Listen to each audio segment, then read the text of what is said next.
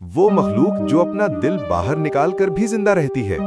सी cucumber समंदर की गहराइयों में पाए जाने वाली एक हैरत अंगेज मखलूक सी क्यूकम्बर कहलाती है, जो बज़ाहिर आम नजर आती है, लेकिन इसकी सलाहियतें इंसान को हैरान कर देती हैं। ये मखलूक खतरे की सूरत में अपना एक निहायत अनोखा दिफाई तरीका इख्तियार करती है।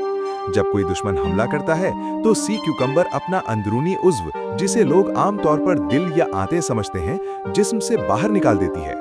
इस अमल को एविसरेशन कहा जाता है।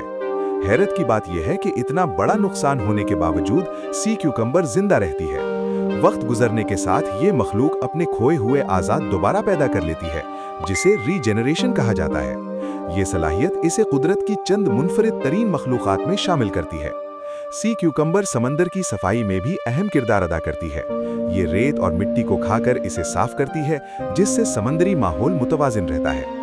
दुनिया भर के साइंसदान इस मखलूक पर तहकीक कर रहे हैं ताकि रीजेनरेशन जैसी सलाहियतों से इंसानों के लिए तिब्बी फवाइद हासिल किए जा सकें। वाकई सी क्यूकम्बर कुदरत की एक ऐसी तख्लीक है जो हमें जिंदगी, बका और हैरत की नई मिसाल दिखाती है।